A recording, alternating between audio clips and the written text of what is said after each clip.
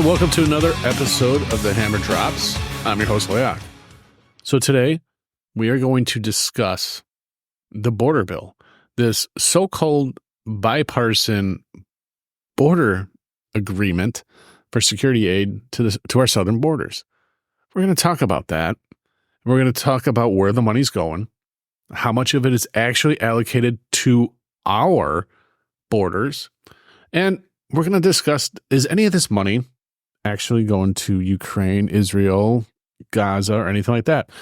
And if it is, how much money is going where? And this is the key thing right here, folks. And I'm going to tell you right now, newsflash, we already know money's going to Ukraine. We already know money's going to Israel. But I'm going to tell you how much. And how much money is going to those countries versus our country for our border protection is complete and utter bullshit. It really shows that the people that wrote this bill don't give a crap about America or Americans at all.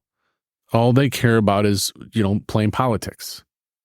But if you go on X, you'll see all the DNC propaganda people spreading nothing but half truths, not telling you everything that's actually in the border bill, where the money's going. They're going to hit key points saying they're going to shut down the border if X amount of crossover for this many days, and they'll shut down the border. Or if it goes, no. And then they're trying to say, yeah, well, if you don't like this, then you're just truly a MAGA shithead, basically, which we all know that's not true. So I'm going to break this all down for you today. And then I'm also going to get into some numbers of the illegal migrants and with crime and how crime is going through the roof in a lot of these cities like Chicago, New York, up in South Dakota, Colorado, all of that stuff. And this is stuff that mainstream media doesn't want to tell you. But I digress. Why don't we jump right into what can we expect in this bill? Okay. So it appears that, like I said, that this is a bipartisan bill between the Republicans and Democrats in the Senate.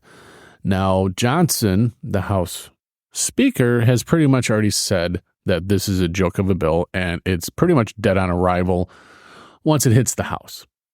And of course, Joe Biden, and it's funny that Joe Biden, with this being an election year, he's now wanting to actually try and do something about the border.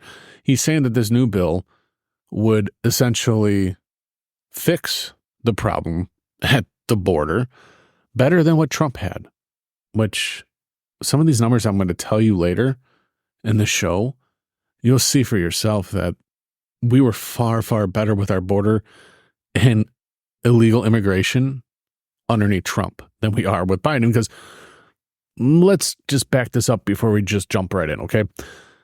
Let's talk about when Biden first came into office. One of the first things he did was kill Title 42, essentially, and opening up the borders just wide open.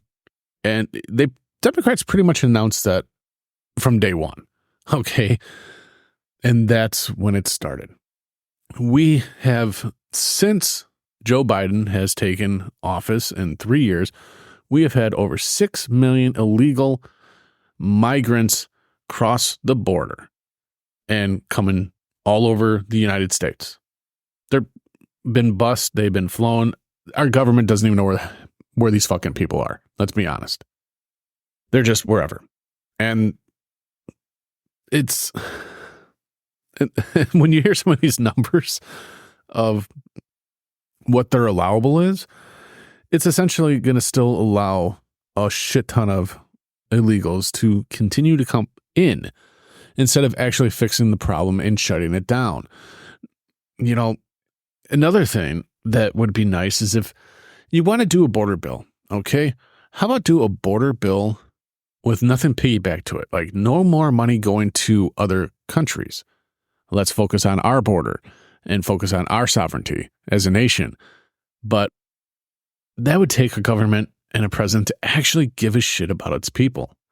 And you may be sent back, if you're a Biden supporter, please do email me at back at thehammerdrops.com and tell me why. And I would really love to get you on the show so we can talk about this. Okay, so now let's jump into some of the key points of what's in this border bill here. Okay, so it's $118 billion bill, okay? The bill would direct about, well, you know what, hold on. I'm not going to get into the money. I was about to jump into the money real quick, but I want to save that for last because I want you to listen longer. So, all right. So basically, one of the key things that the bill is going to allow is 5,000 illegal immigrants a day and gives automatic work permits to asylum recipients. Now, that's one thing that nobody's going to tell you about. So we're going to allow 5,000 per day, which will turn out to about just over 1.8 million a year. Still, we've already got 6 million in our country illegally. And now we're going to give them work visas? Yeah, come on. No. So also, we'll strip funding for the United Nations Relief and Workers Agency for Palestinian refugees after Israel accused 12 of its Palestinian employees of being involved in Hamas's October 7th attack. That the chief has told the Financial Times newspaper that Israel has yet to present evidence in support of its accusations. Now, okay, I'm all about this if it's actually true. Maybe, I don't know, get the facts and find out if it's actually true, okay, before you just automatically assume that they're guilty of something they haven't done. We don't know. So, I mean, but that's just typical stuff. So it also gives the president certain powers to be able to shut down the border as well. But if we know Biden isn't going to do that. Why would he shut down the border?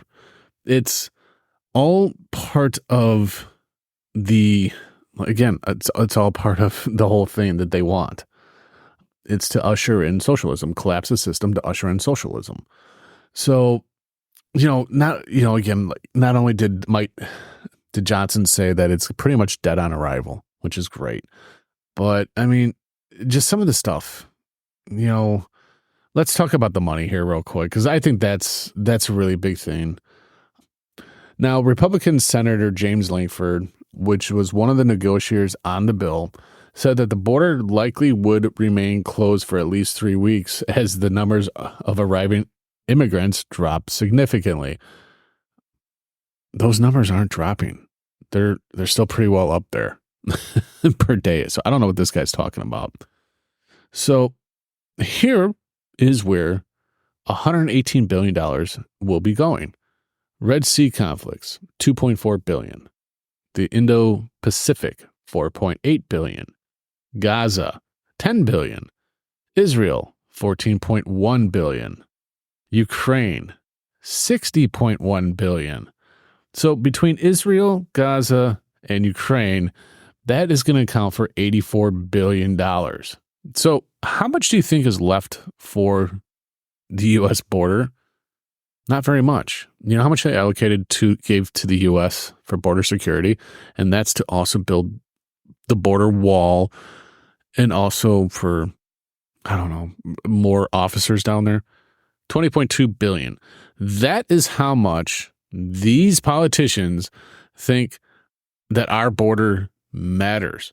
We would rather give another $60 billion to Ukraine to secure their borders and fight in a proxy war than to protect our borders that is being overrun by illegal immigrants, migrants, whatever you want to call them. And I've said this in previous episodes, and I'll continue saying it. These migrants that are coming over if they're coming here for asylum, you would see them with families. You would see them, they would look like asylum seekers. The ones that are coming over, they do not look like asylum seekers. They're single men of fighting age, military age single men that are crossing the border. You have Chinese nationalists crossing. Again, I've said this before, and you can Google this or go to another search engine and do a search, because we all know that Google likes to hide information or delete it off the internet. So here's some other things that are also included in there. And this I'm going to take from one of the people spreading the propaganda that aren't telling the full truths or leaving out stuff. Okay. And surprisingly, he actually edited his post to include money situations, which is funny because a lot of people blasted him on this. So some other things that the bill that's in the bill, it requires the president to shut down the border, like I said, if the numbers of migrants hits a specific threshold. Now, yesterday when he had this, and after looking, it says 5,000 migrants per day, which he's not included anymore because that's how these people work. They change it continuously. And after about 4,000 is when the president can decide to shut down the border, which we already know the president isn't going to shut down the border, that it doesn't go with his narrative. So that won't happen. So it's 5,000 per day, which turns out to 1.865, something like that, million people or illegals crossing a year with this new border package. It requires those crossing the border illegally to be detained and immediately returned to Mexico, which we know that's not going to happen. It adjusts the rules for who qualifies for asylum. Would really love to have more in depth with that. I'm going to have to probably read the 340-page bill. But again, here we are. It also expedites the process for deciding asylum claims. Funny how they expedite that process, but won't expedite other processes of people being in jail who have been there now for the last 2-3 years with, haven't even seen court once yet. But we won't talk about that here. But also gives presidential emergency authority to shut down the border when it becomes overwhelmed, which the border is overwhelmed daily. But I think the key here is the money. The $20 billion that they're going to give the United States is going to give us the $20 billion so we can protect our border. And out of that $20 billion, $4 billion is to hire new asylum officers and additional funds to provide counsel for unaccompanied children. And it's literally only given $650 million for the border wall. $650 million. But we're going to give $60 billion to Ukraine. Or I should say a total of $84 billion to Ukraine, between Ukraine, Israel, the Gaza Strip, and all of that. That's what's important. Now, let's get into some other numbers, shall we? Let's talk about how the crime rate has gone through the roof with all these illegals. Over there in New York, a group of illegal immigrants brutally attacked 2 police officers. Nobody did anything to help those police officers. What does New York do to the immigrants that attacked the police officers? You would think they would detain them, right? Put them in jail, deport them. Nope. Let them walk free. They are back on the streets in New York, flipping off cameras and thinking it's a good time. All right. No. That's not how it's supposed to be. That's not how it should be. But that's what's happening. They know they're not going to go anywhere. That's why they're in these Democrats-run cities, these asylum cities and all that shit, because they know nothing's going to happen to them. So why not commit crimes? Hell, Americans that commit crimes get slapped on the wrist, and that's it. If this stuff doesn't blow your mind on what's going on, you're not waking up and actually seeing what's happening, man, you're going to be kicked in the fucking balls here pretty quickly. Because this shit's coming to your town soon. I mean, up there in South Dakota, who would have think that in South Dakota they would have an issue? But they do. And I mentioned that on one of my previous episodes about the trafficking that's going through the Indian reservations, and there's nothing that the governor out there can do about it, because the Indian reservations are off limits, and rightfully so. So, but we listen to that, but you think these illegals are going to listen? No, they're going to go in there and do what they're doing, and that's exactly what they're doing. In Chicago, out of the hundreds of millions of dollars that Brandon Johnson found from COVID relief money and all that stuff to help house these illegals, that money that should have been earmarked for the communities that needed it the most, like the West Side and the South Side, to help build them up and give them what the fuck they need. No, let's give it to the illegals. Even though they have all that money that they put towards the illegals, what do? They're breaking into houses, abandoned houses, and occupying them. And what's going to happen then is once they start to occupy them, you think they're going to fucking leave? No, they're not going to leave. And Democrat-run cities are going to let them do what they're doing. And the people that own those buildings are pretty much fucked. And there's nothing they can do about it. Welcome to the new America that they want. So, like I was saying with some of these numbers, okay, so this is criminal non-citizen statistics, all right? The following summary of U.S. Border Patrol enforcement actions related to arrests of criminal non-citizens for fiscal years 2017 through 2024. So it's essentially pretty much all of President Trump's tenure and all of Joe Biden's tenure.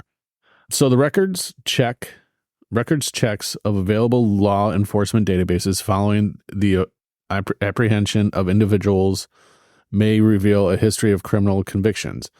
That conviction information is recorded in a U.S. Customs and Border Protection database from which the data below is derived. And this is all information I found from the U.S. government, mind you. Arrests of individuals with criminal convictions under Trump, 21,963. Okay. Under Biden, it jumped in that time frame to 38,058. Okay, now I can almost guarantee that these numbers are skewed, being that it's coming from the government website. But so far for just 2024, and we're only just over a month into 2024, 4,247 people have been, have already had convictions. The term criminal non-citizens, I want to reiterate this, refers to individuals who have been convicted of one or more crimes, whether in the United States or abroad, prior to interdiction by the U.S. Border Patrol. It does not include convictions or for conduct that is not deemed criminal by the United States. The rest of criminal non-citizens are a subset of total apprehensions by U.S. Border Patrol. So these numbers are just, I've heard through the grapevine and doing some research to that, basically like South American prisons like Brazil and all that stuff, Venezuela, they pretty much emptied out their prisons. And all those people are coming here. The Red Cross is literally giving maps of how to get to the United States from all the way from South America, all the way through Mexico, where to avoid, everything. Like a written out plan of how to get here. Over there on TikTok, they're literally giving videos of how to do this as well. So maybe think twice about donating your money to the Red Cross, especially if they are in favor of this, because that's what your money's going to. Your money that you're donating to the Red Cross is literally going to help get more illegals, more criminals into the United States, which we've already got our own problems here. We don't need any more. Now, this is what our commander-in-chief, good old Joe Biden, has to say about if the border deal collapses. But if the bill fails, I want to be absolutely clear about something. The American people are going to know why it failed. I'll be taking this issue to the country, and the voters are going to know that it's not just a moment. Just at the moment, we're going to secure the border and fund these other programs. Trump and the MAGA Republicans said no because they're afraid of Donald Trump. First off, nobody is afraid of Donald Trump. Afraid of Donald Trump. Every day between now and November, the American people are going to know that the only reason the border is not secure is Donald Trump. No, from now until November, people are going to realize that the only reason why our border is not secure is because of you, Joe Biden. MAGA Republican friends. It's time for Republicans in the Congress to show a little courage, to show a little spine, to make it clear to the American people. See, I think they're making it clear to the American people, Joe, because they're not going to sign on to this bill that is giving more of our tax dollars to foreign countries when, they're going to see that you're willing to give over $84 billion of this money to foreign countries and only $20 billion to our own to secure our borders. But it's okay to give all these other countries more money to secure their borders, right? I mean, that's essentially what I'm gathering here. Let's finish it. That you work for them, not for anyone else. I know who I work for. I work for them. And that's right, Joe Biden. You work for the American people, but you don't fucking show it because you don't care about the American people. None of you Democrats care about the American people. All right, that's enough about Joe Biden right there. Just hearing his voice it's like nails on a chalkboard for me. So that's essentially what is going on with the border and the crime rates and that's all across the country here. And they're not going to get better until, essentially our border gets shut the fuck down. And I'm in favor of, if you came over here with the family, fine.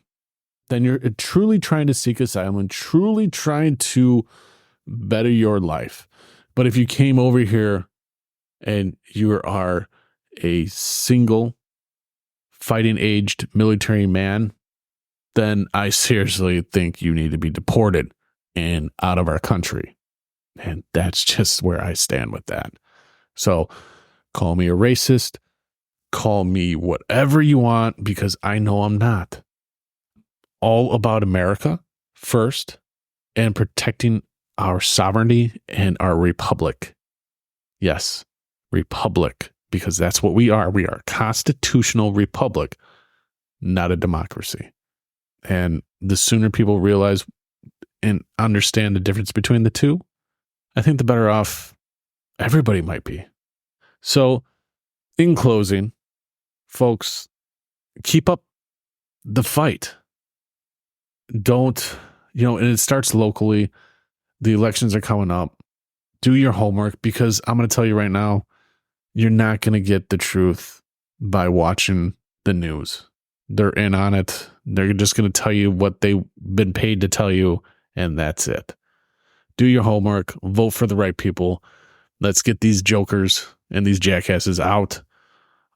And let's, I guess I'm going to take, a little thing out of Trump's thing. Let's make America great again, because God damn it, I don't know about you, but I'm sick of spending over $300 of fucking crack to go to the grocery store because this joke of a president has literally screwed us over with this inflation. Now, on that note, if you like this episode, be sure to like it, share it, leave a comment, give me a 5-star review. It's going to help with the algorithms. You can find this on all your favorite podcast platforms. And if you think it's going to make somebody angry, share the episode with them. If there's something that you want me to go over, feel free to email me at layak@thehammerdrops.com. Let me know what you want to hear. Let me know if there's a specific topic you want me to go over. If you want to be a guest on the show, email me as well. Especially if you're a Biden supporter or a Democrat, I would really love to have you on the show for a civilized conversation about all the stuff that's going on. Until the next time, folks, be good to one another, and we'll see you guys soon.